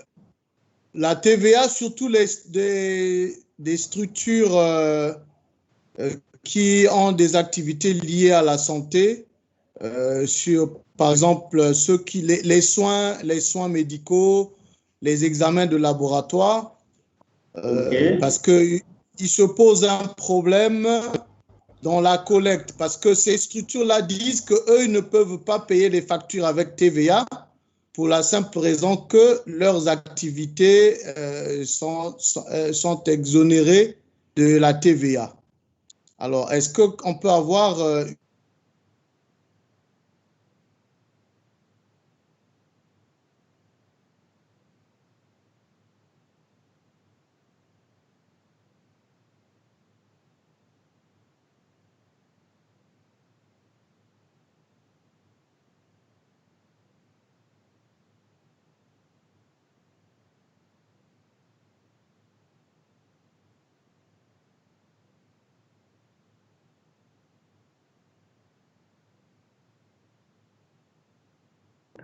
Allô, allô?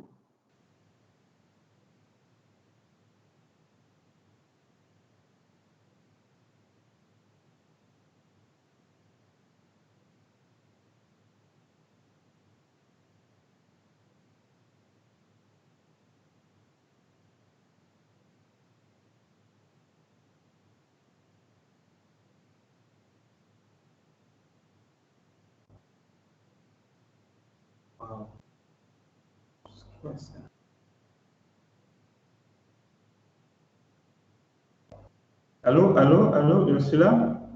Oui, on a perdu, monsieur. Je ne sais pas, il y a un souci technique, il me semble. Toutefois, il y a une à deux fois, une déconnexion. Ok, donc il y a d'autres questions comme ça nous fait gagner du temps. D'accord, je pense que non. Je pense que non. On va prendre, je ne sais pas qui est connecté. S'il vous plaît, si vous voulez intervenir, vous levez la main. Voilà. Ok.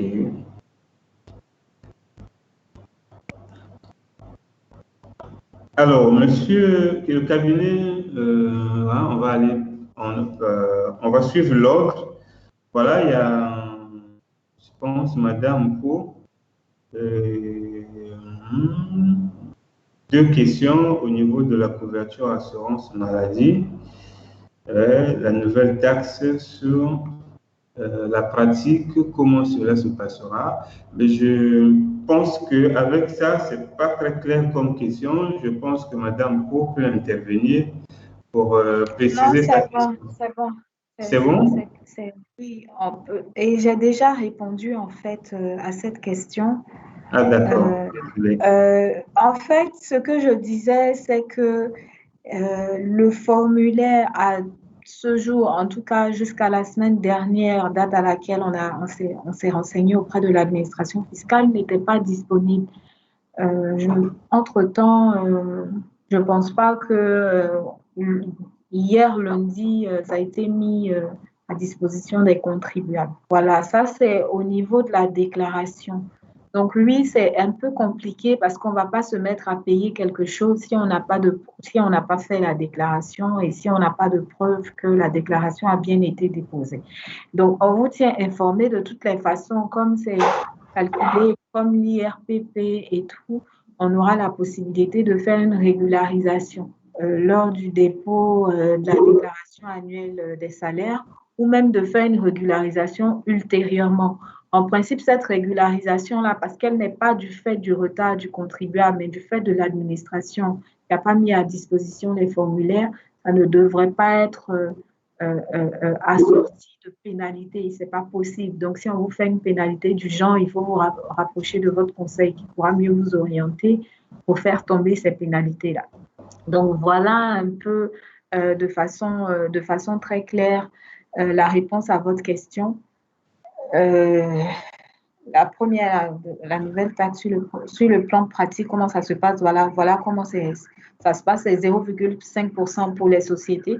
C'est déclaré en même temps que la patente. Donc, en avril prochain, toutes les sociétés vont devoir payer cette CAMU-là et la déclarer également. Et pour les personnes physiques, c'est comme en matière d'IRPP, ça s'applique sur la base du salaire brut et c'est 0,5% retenu à la source par l'employeur et reversé au plus tard le 20 de chaque mois par l'employé. Voilà. OK. On va donc prendre la suite de nos questions. Alors, il y a une précision par le cabinet Winner qui revenait sur le montant du chiffre d'affaires pour le calcul de la patente pour la première année.